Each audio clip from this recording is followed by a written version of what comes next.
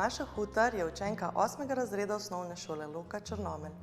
Poučujem jo že od 4. razreda, ko je obiskovala neobvezni izbirni predmet umetnost.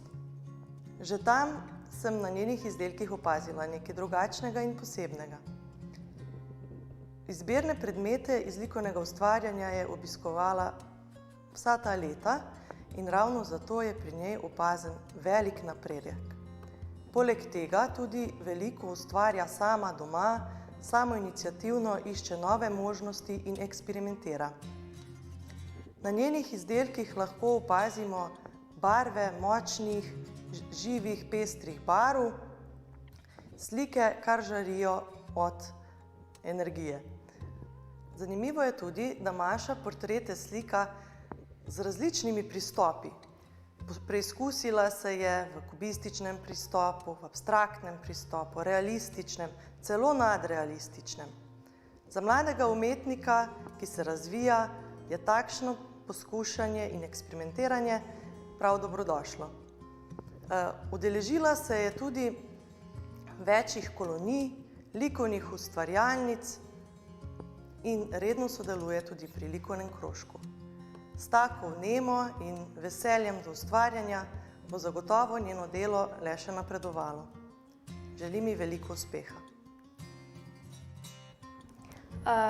Rišem že od nekdaj, odkar se spomnim, imam pa fajn rada ful žive barve in zanimive načine slikanja, najbolj imam rada abstraktno.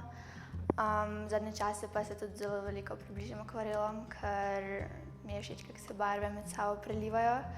Pa tudi svinčnik in risbe mi je v bistvu ful rada rižem na vse načine.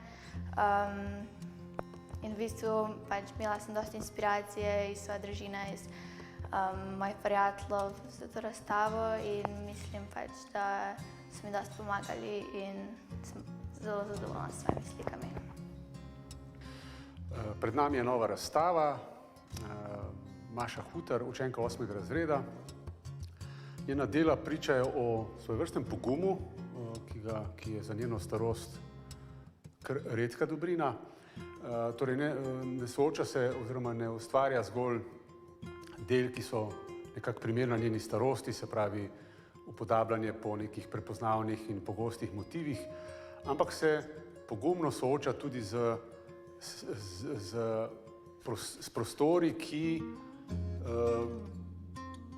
so za ustvarjalca izziv, se pravi s prostori, ki odpirajo nove svetove. Ne boji se močnih in izrazitih barv in ne boji se tudi takšnih tem, ki so mogoče za njeno starost že skoraj preresne.